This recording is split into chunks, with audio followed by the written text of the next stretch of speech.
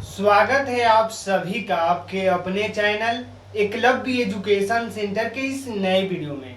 दोस्तों, आज के इस वीडियो में हम यह जानने का प्रयास करेंगे कि बरसात के मौसम में भिंडी की खेती करने का सही रणनीति क्या है, और इसके साथ यह भी जानने का प्रयास करेंगे कि किसानों की गरीबी मिटा देने वाली भिंडी की टॉप 5 वेराइटी कौन कौन सी है, जिसकी खेती करके इस बरसात के मौसम में हम ज़्यादा से ज़्यादा पैदावार को प्राप्त करने में सफल हो सकते हैं। तो चलिए इस बेहद ही महत्वपूर्ण वीडियो की शुरुआत करते हैं।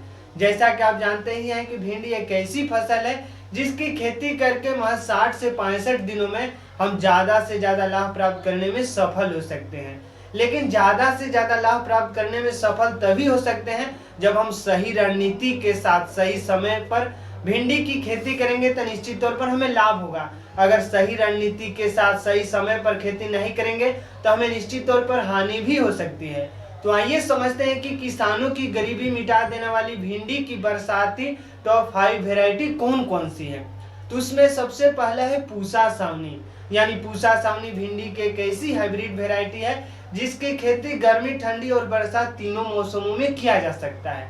यानी पूसा सावनी जो भिंडी की हाइब्रिड वेराइटी है, इसकी खेती बरसात के मौसम में भी आप कर सकते हैं, गर्मी के मौसम में भी कर सकते हैं, और इसके साथ साथ ठंडी के मौसम में भी कर सकते हैं। तो इस तरह से इस पूसा सावनी की खेती आप निश्चित तौर पर बरसात के मौसम में करके आप भिंडी की फसल से ज़्यादा लाभ प्राप्त करने में सफल हो सकते हैं। जब हम इसकी बातें करते हैं कि यह 60 से 65 दिनों में पूरी तरीके से तैयार हो जाता है। यानी पूसा सावनी की जो हाइब्रिड वेराइटी है 60 से 65 दिन बाद हमें लाभ देना शुरू कर देती है। और उसी क्रम में जब हम आगे की ओर बढ़ते हैं और अगले हाइब्रिड वेराइटी की जब चर्चाएं होती है, जब कल्पनाएं होती है, तो अगला हाइब्रिड वेराइटी है परभनी क्रांति।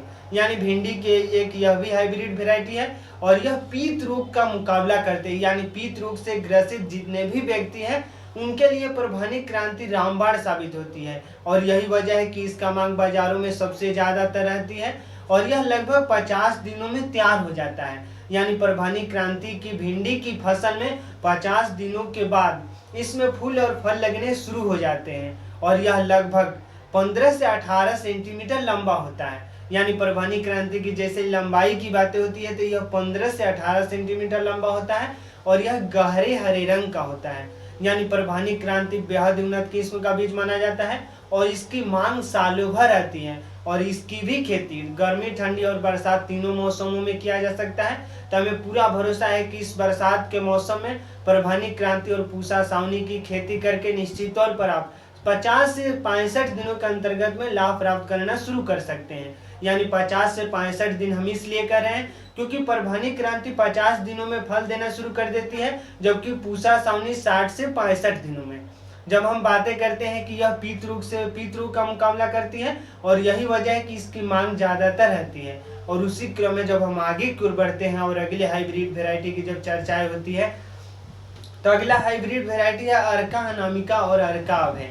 यानी अर्का अनामिका और अर्का अभय भिंडी के एक ऐसी हाइब्रिड वेराइटी है जो येल्वेन मोज़ेक विषाणु से खुद की रक्षा करता है। यानी अर्का अनामिका और अर्का अभय की अगर खेती करते हैं तो येल्वेन मोज़ेक विषाणु भिंडी की सबसे खतरनाक बीमारियों में से एक है।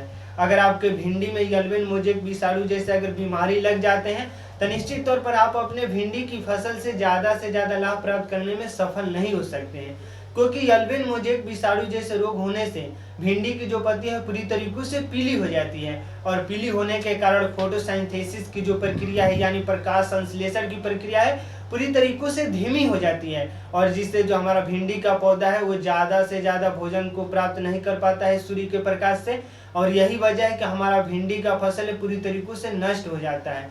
तो इस तरह से अगर अर्का अनामिका और अर्का अभय की खेती करते हैं इस बरसात के मौसम में तो निश्चित तौर पर येल्वेन मोज़ेक विषाणु से अपनी खुद की रक्षा करता ही है और इसके साथ साथ यह इसकी ज़्यादातर लंबाई होती है। यानी सबसे लंबा अगर भिंडी की कोई हाइब्रिड वेराइटी है तो यही है अर्का अनामिका और अर्का अभय। यह लगभग 120 से 150 सेंटीमीटर लंबा होता है। यानी अर्का अनामिका और अर्का अभय की पौधे की जो लंबाई होती है 120 से 150 सेंटीमीटर और भिंडी की अब तक की सबसे लंबा अगर पौधे की बातें की जाए यानी सबसे लंबा पौधा होने वाला अगर कोई भिंडी का हाइब्रिड वेराइटी है तो अर्का अनामिका और अर्का अभय ही है। और इसकी खासियत यह भी है कि यह खुद की रक्षा करता है, यानी तमाम तरह के जितने भी रोग हैं उनकी रक्षा खुद ही कर लेता है। और उसी क्रम में जब हम आगे की ओर बढ़ते हैं और अगले हाइब्रिड वेराइटी की जब बातें होती है तो अगला है VNR 999, यानी VNR की यह हाइब्रिड वेराइटी है 999 और इसकी खेती लगभग सभी प्रकार की मिट्टी में किया जा सकता है, यानी बलुई दोमट मिट्टी में भी कर सकते हैं, काली मिट्टी में भी कर सकते हैं और इसके साथ साथ जलोढ़ मिट्टी में भी कर सकते हैं VNR 999 की खेती। तो इस तरह से आपके सामने अब तक 4 ऑप्शंस मौजूद हो चुके हैं। और अगला हाइब्रिड वेराइटी है पंजाब पद्मिनी, यानी पंजाब पद्मिनी भिंडी की एक ऐसी हाइब्रिड वेराइटी है जिसका विकास महज कुछ ही वर्ष पहले हुआ है, यानी लगभग 10 से 5 वर्ष पहले ही हुआ है। और यह लगभग यानी यह पंजाब विश्वविद्यालय में विकसित किया गया, यानी पंजाब पद्मिनी का जो विकास हुआ है पंजाब विश्वविद्यालय में हुआ है और यह लगभग 60 से 65 दिनों में पूरी तरीके से तैयार हो जाता है। अतः अगर इन 5 हाइब्रिड वेराइटी में से किसी एक का चयन करते हैं और इस बरसात के मौसम में भिंडी की फसल को उगाते हैं तो हमें पूरा भरोसा है कि इस बरसात के मौसम में भिंडी की खेती करके निश्चित तौर पर आप अपनी गरीबी से छुटकारा पा सकते हैं। और इसके साथ साथ यह भी ध्यान में रखना होगा कि भिंडी की खेती हम वहां पर करें जहां की मिट्टी का pH मान 6.0 से लेकर 6.5 के बीच में हो। और इसके साथ साथ अगर बलुई दोमट मिट्टी में करते हैं तो निश्चित तौर पर इस बरसात के मौसम में हम अपनी भिंडी की फसल से ज़्यादा लाभ प्राप्त करने में सफल हो सकते हैं। और इसके साथ साथ यह भी ध्यान में रखना होगा कि जहाँ कहीं भी भिंडी की फसल को उगाने के बारे में सोच रहे हैं एक बार उस मिट्टी का हमें जांच कर लेना बेहद ही जरूरी है, क्योंकि अगर अपने मिट्टी का जांच कर लेते हैं तो निश्चित तौर पर अपने मिट्टी में जितने भी पोषक तत्वों की कमी होती है हमें पहचान में आ जाती है। और जैसे ही अगर पोषक तत्वों की कमी हम पहचान लेंगे तो निश्चित तौर पर भिंडी की फसल जैसे ही उगाएंगे तो उन तमाम खाद्य पदार्थों की हम पूर्ति कर सकते हैं, यानी जितने भी पोषक तत्व जितने भी खाद हैं उनकी हम पूर्ति करके अपने भिंडी की फसल से ज़्यादा लाभ प्राप्त करने में सफल हो सकते हैं।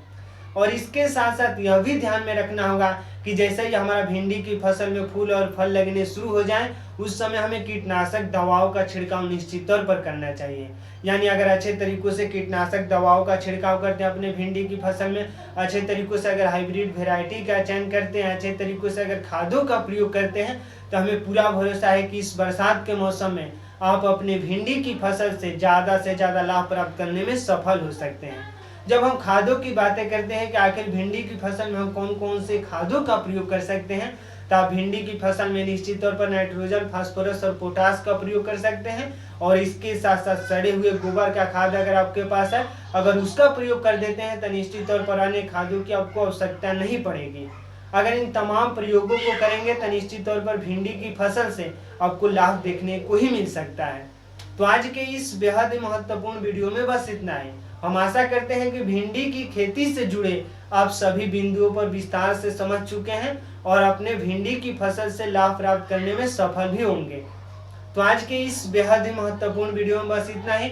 अगर आप हमारे चैनल के साथ नए जुड़े हैं और वीडियो अच्छा लग रहा है, कुछ सीख पा रहे हैं इस वीडियो के माध्यम से, तो हमारे चैनल को कर दीजिए सब्सक्राइब, ताकि हमारे द्वारा अपलोड किया गया हर वीडियो आपके पास सबसे पहले पहुंच जाए और हम तथा हमारी टीम भी उत्साहित महसूस करे कि आपके लिए हम कुछ अच्छा कार्य कर रहे हैं। तो हमें दीजिए इजाजत। धन्यवाद। Thank you.